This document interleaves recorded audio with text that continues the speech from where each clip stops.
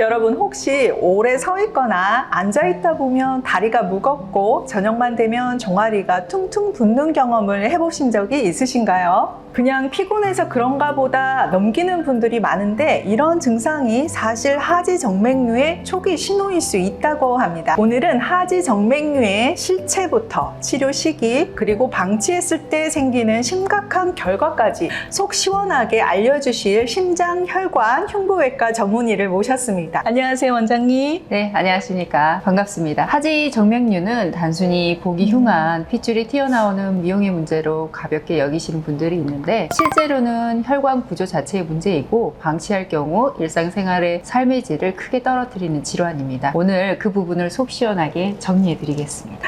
네, 먼저 기초부터 짚어드려야 할 것 같은데요. 하지정맥류 이름은 많이 들어봤는데 정확히 어떤 상태를 말하는 걸까요? 우리 다리는 동맥과 정맥이 함께 지나가고 있는데 동맥은 심장에서 다리로 혈액을 내려보내고 정맥은 그 혈액을 다시 심장 쪽으로 올려보내는 역할을 하죠. 그런데 여기에서 중요한 점이 있습니다. 혈액을 위쪽으로 올려보내는 정맥 안에는 판막이라는 일방통행의 문이 달려 있는데요. 이 판막이 정상일 때는 피가 위로만 올라가게 하는, 역류하지 않게 하는 막아주는 역할을 합니다. 그런데 문제는 이 판막이 기능을 잃게 되고 혈액이 역류하면서 정맥 내 압력이 비정상적으로 높아지는데 그 압력에 못 이겨서 혈관벽이 늘어나고 구불구불 튀어나오는 상태가 되는 것이 바로 하지정맥류입니다.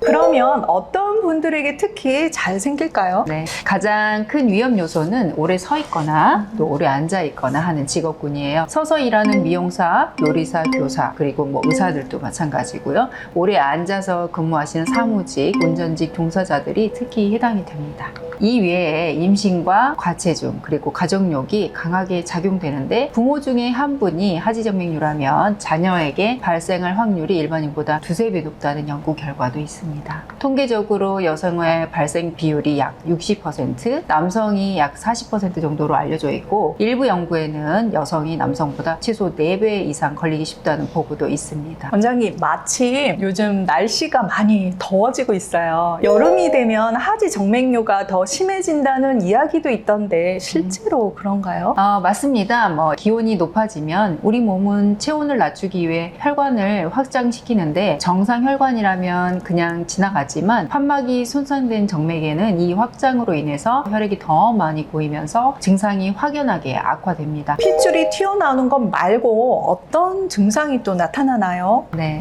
하지정맥류는 단계적으로 진행이 됩니다. 초기에는 눈에 보이지 않는 혈관 변화가 없어도 다리가 무겁고 피곤하고 종아리가 쥐나는 그런 증상이 있고 저녁에는 발목이 붓는 그런 증상이 반복이 됩니다. 중기에는 거미줄 모양의 가는 실핏줄이 피부 표면에 비치거나 붉은 정맥이 피부 밖으로 튀어나오기도 합니다. 이 시기에는 피부 가려움증이나 통증도 동반되는 경우도 많고요. 이때 방치하면 후기로 넘어가는데 이 단계에는 정맥 내 혈액이 제대로 순환하지 못하면서 발목 주변의 피부색이 갈색으로 변화한다거나 피부가 딱딱해진다거나 궤양이 생기기도 합니다. 더 심각한 합병증으로는 심부정맥 혈전증, 즉 다리 깊숙한 혈관에 혈전이 생기는 건데 이 혈전이 떨어져서 폐로 이동하면 폐색전증으로도 이어질 수도 있는 그런 증상이 있을 수도 있겠습니다. 방치하면 폐색전증까지 이어질 수 있다는 말씀이 정말 충격적인데요. 네. 그렇다면 어떤 증상이 있을 때 꼭 병원을 가야 하는지 기준을 좀 잡아주실 수 있을까요? 네, 3가지만 기억하시면 됩니다. 첫 번째, 다리가 무겁거나 부종이 여러 날 지속된다거나 반복이 되면 진료를 권장합니다. 두 번째, 혈관이 유관으로 도드라지기 시작한다면 반드시 확인이 필요하고요. 세 번째, 피부 변색이 있거나 상처가 잘 낫지 않거나 한다면 이미 진행이 많이 된 상태이기 때문에 지체 없이 병원을 찾으셔야 되겠습니다. 치료 방법도 궁금한데요. 하지정맥류 치료는 수술해서 혈관을 뽑아낸다는 이야기도 있다던데 혹시 실제로 그런가요?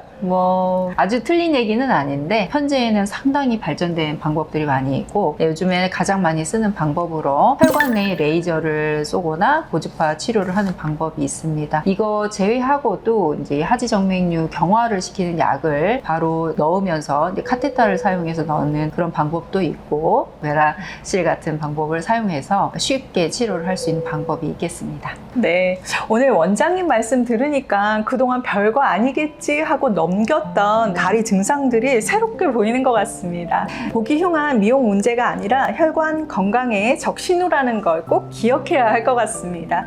오늘 하지 정맥류의 증상부터 치료, 예방법까지 명쾌하게 짚어주신 김혜원 원장님 감사합니다. 감사합니다.